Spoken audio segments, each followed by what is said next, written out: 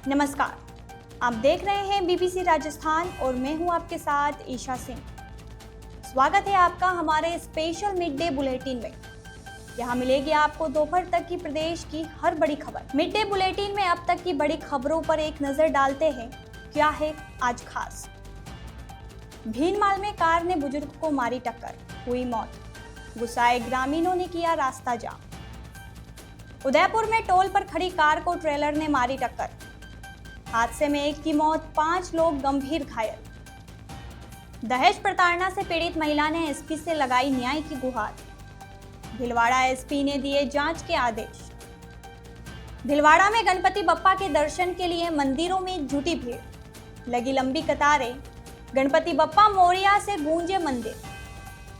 Banswara police की ताबड़तोड़ कार्रवाई में 128 आरोपी गिरफ्तार। दिन दहाड़े महिला से मोबाइल और चेन छीनी, पुलिस की कार्यशैली पर उठे सवाल। बागीदोरा विधायक जय कृष्ण पटेल पर भ्रष्टाचार का मामला।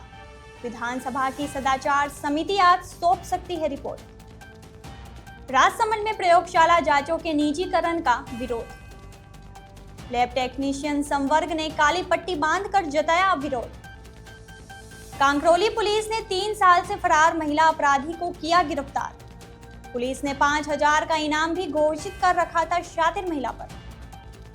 डूंगरपुर में नगर परिषद की साधारण सभा की बैठक। आरयूआईडीपी के कामों को लेकर पार्षदों का हंगामा।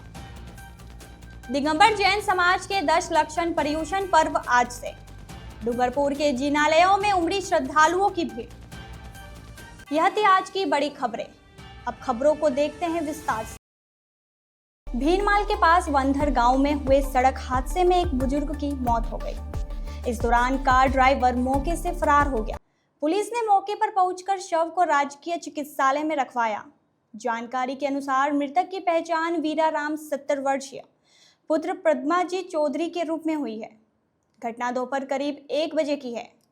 वीराराम किराने की दुकान से सामान लेकर पैदल अपने घर लौट रहे थे। इसी दौरान एक तेज रफ्तार कार ने उन्हें टक्कर मार दी। टक्कर के बाद वीराराम की मौके पर ही मौत हो गई। हादसे के बाद कार चालक वाहन लेकर फरार हो गया। घटना की सूचना मिलते ही मौके पर ग्रामीणों की भीड़ जमा हो गई। पुलिस टीम ने मौके पर पहुंचकर शव को भीनमाल के राजकीय अस्पताल की मोर्चरी में भेजा। पुलिस फरार चालक की तलाश कर रही है। सड़क हादसे के बाद मौके पर जमा हुए ग्रामीणों ने भीनमाल करड़ा मार्ग को करीबन आधे घंटे तक जाम किया। ग्रामीण कार चालक को पकड़ने की मांग कर रहे हैं। उदयपुर जिले के खेरवाड़ा थाना क्षेत्र के खाड़ी ओबरी टोल प्लाजा पर बुधवार रात बड़ा हादसा हो गया। टोल कटाने के लिए कतार में खड़ी यात्रियों से भरी कार को एक बेकाबू ट्रेलर ने पीछे से टक्कर मार दी। हादसे में एक की मौत हो गई, वहीं 5 लोग गंभीर घायल हो गए। सभी घायल सीकर जिले के बताए गए। जानकारी के अनुसार बुधवार रात उदयपुर से आती एक कार खांडी ओबरी टोल प्लाजा पर टोल कटाने के लिए कतार में रुकी। वहां कार के आगे एक ट्रक खड़ा था। इसी दौरान पीछे से तेज गति से आते बेकाबू ट्रेलर ने कार को पीछे से टक्कर मार दी, जिससे कार आगे ट्रक में घुस गई। इस दौरान कार दोनों भारी वाहनों के बीच बुरी तरह पिचक गई। हादसे में कार में पीछे बैठे गुलाब पुत्र नवलराम गुर्जर निवासी सीकर की मौके पर ही मौत हो गई, वहीं 5 अन्य घायल हो गए। गुलाब गुर्जर का शव कार की पीछे की सीट में बुरी तरह फंस गया। सूचना पर खेरवाड़ा पुलिस मौके पर पहुंची और सभी घायलों को एम्बुलेंस की सहायता से खेरवाड़ा सीएचसी भेजा, जहां से सभी घायलों को उदयपुर रेफर किया गया। वहीं कार में फंसे युवक के शव को क्रेन की सहायता से बाहर निकालकर खेरवाड़ा की मोर्चरी में रखवाया। घटना के संबंध में पुलिस ने मामला दर्ज कर जांच शुरू कर दी है। भीलवाड़ा जिले की एक विवाहिता ने अपने ससुराल पक्ष पर 11 साल से लगातार दहेज प्रताड़ना करने और जहर देने का गंभीर आरोप लगाया है। महिला का कहना है कि 2015 में उसकी शादी हुई थी।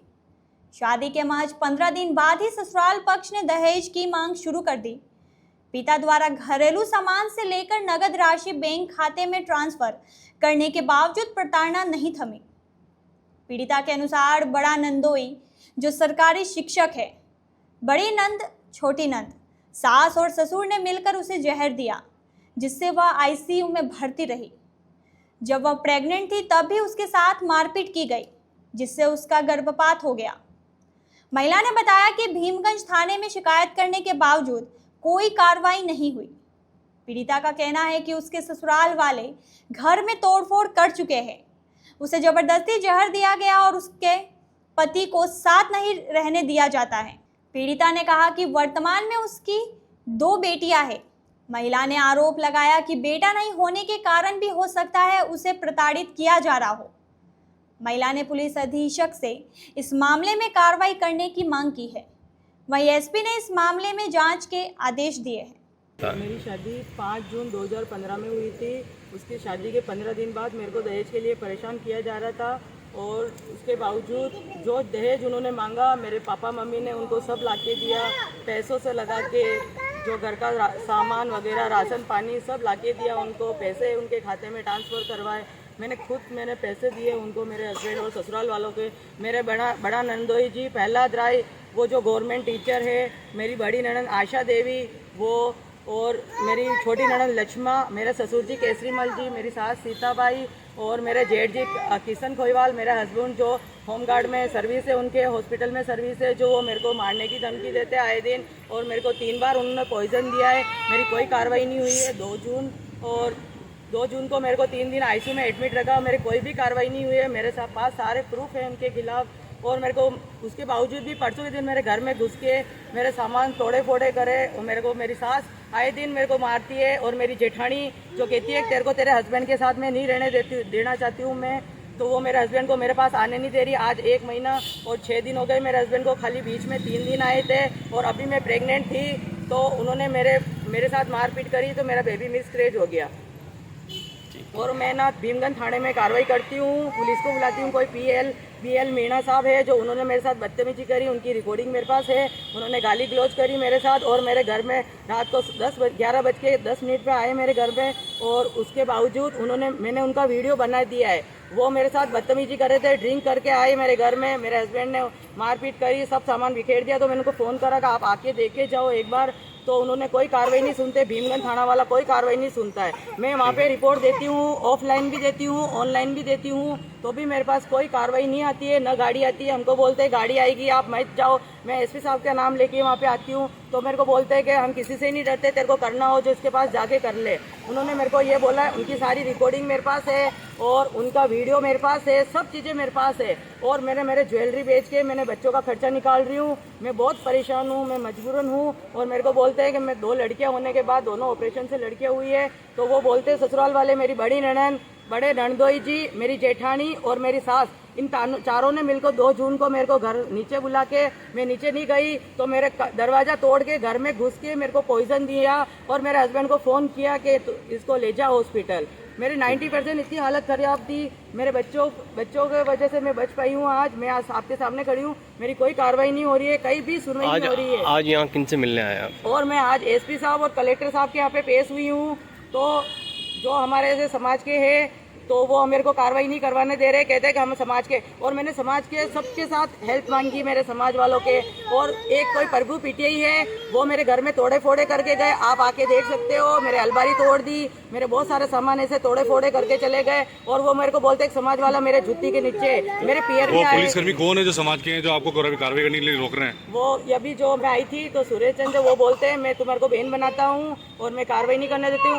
उन्होंने मेरे हस्बैंड के नंबर लिए और अभी उनको फ़ोन करा। उनको बोलते हैं पहले कार्रवाई मत करो, मैं समझाइश करवाता हूँ। मेरे पास सारे प्रूफ है। अब आगे क्या करना चाहोगे आप? मैं चाहती हूँ कि मेरा हस्बैंड नहीं रखना चाहता है तो समाज में बात करो, कोर्ट में आके बात करो कि किस वजह से मेरे बच्चा नहीं है, बेटा नहीं है। मेरे दोनों बेटियां हैं, मेरे ऑपरेशन से बेटियां हुई है। मेरे को शादी को 11 साल हो गए। मेरे 10 साल में मेरी बेटी चल रही है, छोटी बेटी है। इसकी तबीयत देख लो आप, इतनी खराब है तो भी एडमिट नहीं करवाया। मैंने दूसरों से पैसे उधार ला के ऑटो करके मैं हॉस्पिटल में आपने आरोप लगाया कि आपके बच्चों के साथ भी मारपीट की जाती है? जी सर, मेरे बच्चों के साथ मारपीट करी जाती है और मेरी बड़ी बेटी को डराया धमकाया जाता है कि तू कुछ भी नहीं बोलेगी थाने में, इससे झूठ बुलवा जाता है, इसको डराया धमकाया जाता है। गणेश महोत्सव को लेकर भीलवाड़ा में सुबह से उत्साह और भक्तिभाव चरम पर रहा। बड़ी संख्या में भक्त कतार में लगकर गणपति बप्पा के दर्शन को पहुंचे। सिद्ध गणेश मंदिर में गणेश जी का विशेष श्रृंगार किया गया। 5001 मोदक का भोग लगाया गया और दोपहर में महाआरती की गई। यहाँ एक दिवसीय मेला भी शुरू हुआ। बड़ी संख्या में भक्त मेले में शामिल होने और गणपति बप्पा के दर्शन के लिए यहाँ पहुँचे। मेले में खाने पीने, डेली रूटीन के प्रोडक्ट्स की स्टॉल और झूले लोगों के आकर्षण का केंद्र रहे। शहर में दिन भर मंदिरों में भक्तों की भीड़ लगने के साथ ही शाम होते ही गणपति के पंडाल भी रोशनी से जगमग होने लगे। यहाँ आरती के साथ डांडिया और सांस्कृतिक आयोजन किए जाएंगे। बिंद्रीचंद घिया को स्वप्न में गणेश भगवान ने दर्शन दिए, जिसके बाद यहाँ मूर्ति की स्थापना की गई और मूर्ति सिद्ध की गई है। पिछले 52 वर्षों से यहाँ हर साल मेला लगता है और हजारों की संख्या में लोग यहाँ एकत्रित होते हैं। सभी दर्शनार्थियों का दिल से स्वागत करता हूँ। आप मेले का आनंद ले सकते हैं।